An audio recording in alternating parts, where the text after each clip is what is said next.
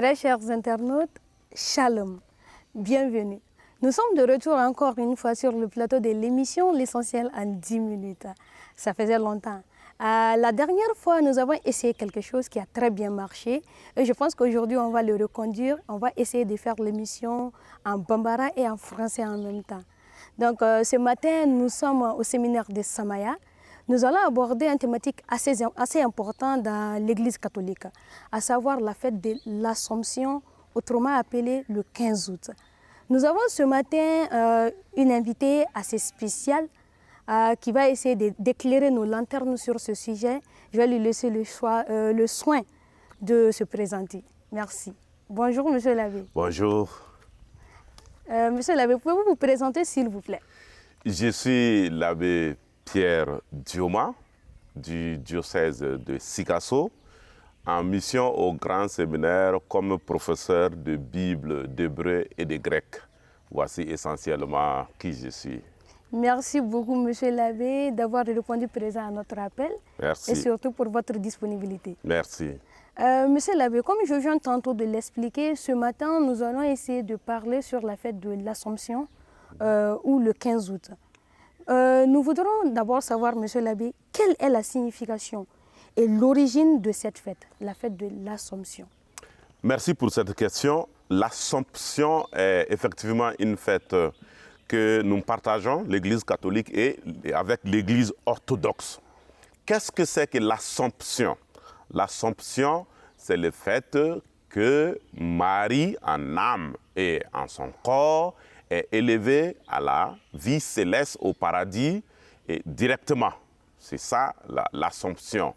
Et son origine, c'est un dogme qui a été proclamé par le pape Pie XII le 1er novembre 1950. En ces termes, Marie, après avoir achevé le cours de sa vie terrestre, a été élevée en corps et en âme à la vie céleste. Qu'est-ce que ça veut dire? Ça veut dire que Marie a achevé le cours de sa vie terrestre normale. Ça veut dire que Marie est morte. Marie est morte, mais Marie n'attend pas le jugement dernier. Nous tous, nous attendons le jugement dernier pour entrer au paradis. Mais pour Marie, non. Marie n'est pas jugée, elle n'attend pas. Dès qu'elle meurt, son fils l'élève directement en âme et en corps au paradis. Alors que nous autres, nous mourons, notre corps redevient poussière et c'est à la fin que nous sommes jugés. Marie, non. Marie n'est ni jugée, ni interpellée. Dès sa mort, elle passe au paradis. Voici l'origine et la signification de la fête de l'Assomption. D'accord, Monsieur l'abbé, très bien expliqué. Je pense que cela nous servira beaucoup dans l'avenir. Monsieur l'abbé, la deuxième question consiste à savoir quelle est la différence entre l'Assomption et l'Ascension. Et voilà, en français, le mot, c'est la prononciation même déjà induit en erreur. L'ascension, c'est le fait que Jésus, après sa mort et sa résurrection, a été élevé vers le Père physiquement, élevé et allé vers les cieux. Là, c'est l'ascension.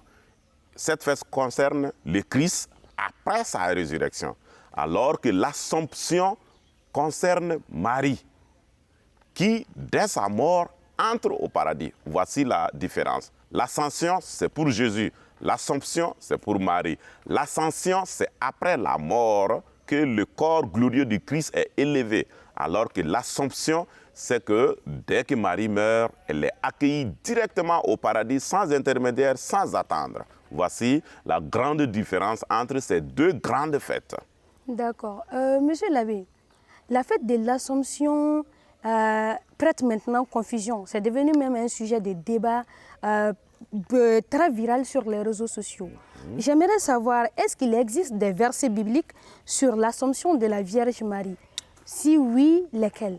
Effectivement, de plus en plus, les gens demandent si les fêtes chrétiennes, notamment l'Ascension, a des racines chrétiennes.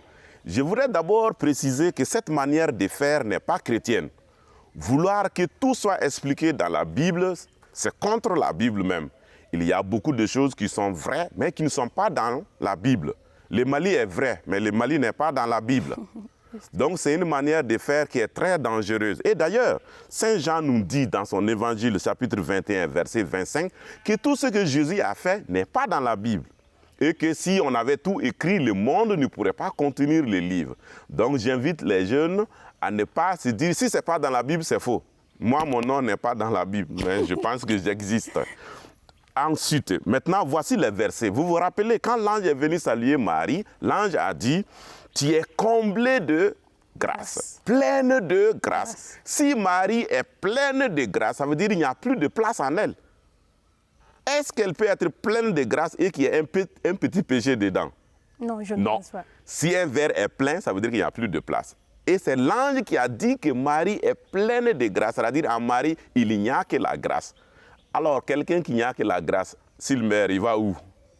Bien évidemment. Voilà. Donc l'ange a bien dit que Marie est pleine de grâce. En elle, il n'y a aucun péché. Donc dès qu'elle meurt, elle va au paradis. Voici la première référence. La deuxième référence, c'est l'Apocalypse 12, du verset 1 jusqu'au verset 17, où la femme glorieuse apparaît, le dragon veut manger son fils, la femme. Voilà. Voici deux versets, je me limite là, pour donner deux versets qui montrent que Marie est vraiment sainte, il n'y a aucun péché en elle, et du coup, si elle meurt, et puis, je voudrais poser une question. Est-ce que vous serez à l'aise de juger votre maman? Bien évidemment. Pas du tout. Du coup, le Christ aussi ne juge pas sa mère. Et c'est comme ça. Voilà. Merci pour cette question qui nous donne à réfléchir et à lire un peu la Bible. Merci beaucoup, monsieur l'abbé. Vous nous avez beaucoup aidé sur cette question parce que moi-même, j'avais des problèmes à ce niveau. Des fois, je me demandais, est-ce que la fête de l'Assomption existe réellement dans la Bible? En tout cas, c'est bon de savoir qu'on n'a pas à se focaliser que sur la Bible pour traduire certaines choses. Mais monsieur l'abbé, tenant compte de tout ceci, pourquoi tous les chrétiens ne sont pas unanimes sur la célébration de la fête de l'Assomption?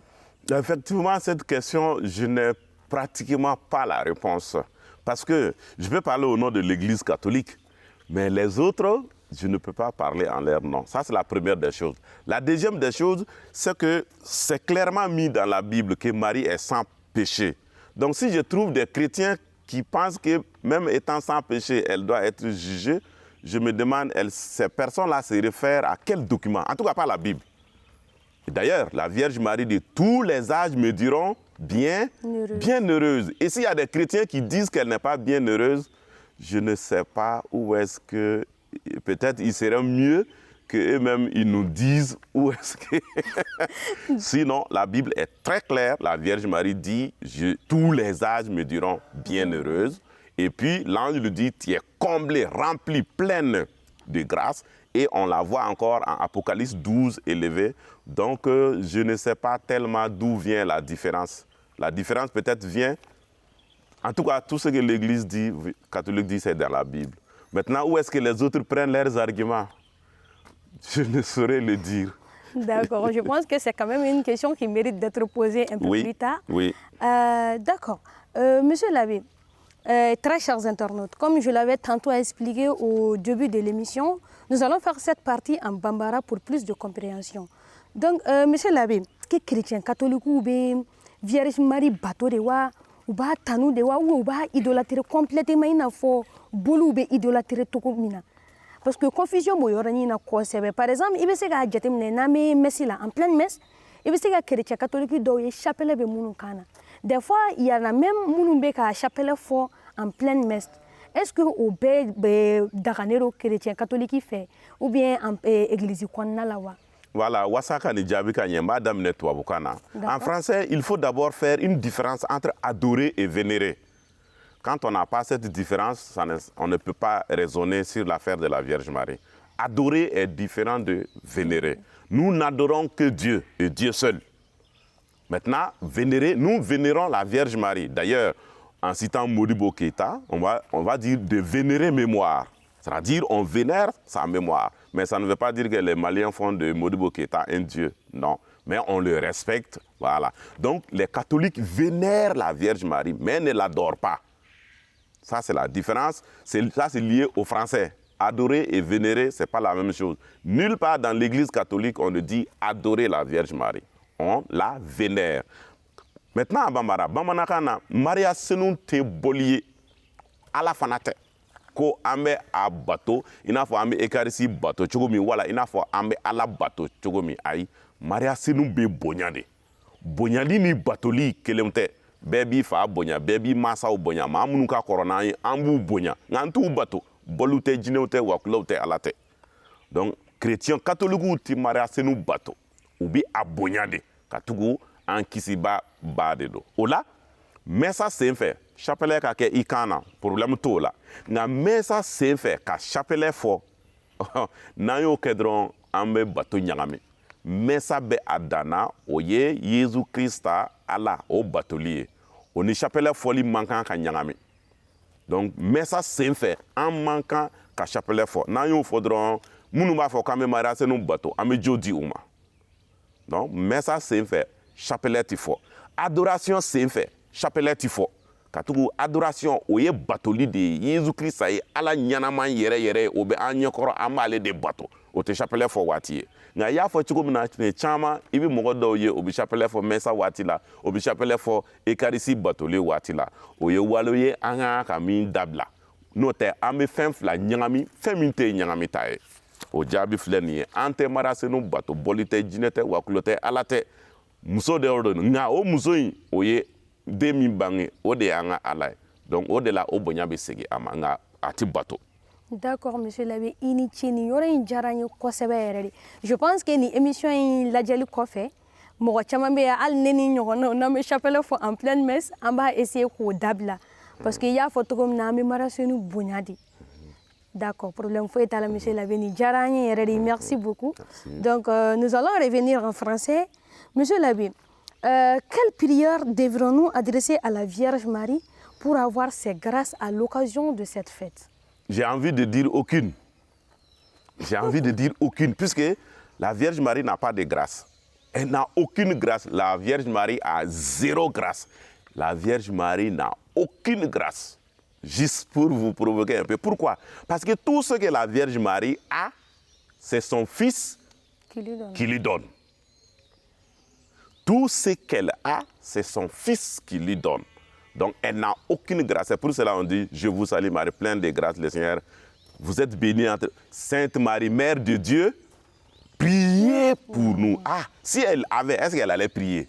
Ah non. Ah, Sainte Marie, priez pour nous, puisqu'elle-même, elle a zéro grâce. Elle demande les grâces à son Fils pour nous. Donc, pour avoir ces grâces de son Fils à travers elle, ce que nous pouvons faire, c'est très clair, c'est de demander son intercession par le chapelet. Par le chapelet. Et c'est pour cela que dans le chapelet, on dit mystère glorieux et on parle de Jésus. Donc le chapelet est intimement lié à Jésus, puisque c'est par Jésus que Marie a les grâces. C'est un peu comme la plaque solaire, la batterie et la lumière. Le Christ, c'est la plaque solaire. La batterie, c'est la Vierge Marie. La lumière, c'est les grâces. La lumière que la batterie donne, ça vient d'où? De la plaque solaire, qui est le Christ. Donc la lumière que nous recevons de Marie vient de son Fils. Donc il suffit de dire le chapelet, de demander son intercession par le chapelet. Elle a dit aussi en Jean 2, faites tout ce qu'il vous dira. Donc pour avoir les grâces de Jésus par Marie, il faut faire ce que son Fils demande. Voici un peu ce que je peux vous donner. Réciter le chapelet en tenant compte des mystères du Christ et puis faire tout ce que son Fils demande. Cela lui rend honneur et l'encourage à nous donner sa grâce. Mais les grâces que le Fils donne à Marie, Marie fait ce qu'elle veut. Si tu es ma maman, si je te donne 10 000 francs, je ne viendrai pas te demander qu'est-ce que tu as fait des 10 000. Non, tu fais tout ce que tu veux avec. Donc, Jésus donne à Marie toutes les grâces et puis, à Bana, Marie les distribue comme elle veut, aux chrétiens, aux musulmans, aux kamites, à tout le monde. Et c'est pour cela qu'il est très intéressant de passer par elle. D'accord. Nous allons y penser. Donc, si je comprends bien, monsieur l'abbé, Marie intercède pour nous auprès de son Fils. Exactement. Marie est comme l'instrument par lequel son Fils passe. Donc, quand on lui prie, on ne lui prie pas « Donne-moi ça, Marie, donne-moi ». Non, on lui dit d'intercéder, d'aller demander quelque chose. Imaginez-vous un peu dans notre tradition. Vous vous imaginez que ma maman me demande quelque chose et que je refuse de lui donner? Pas du tout.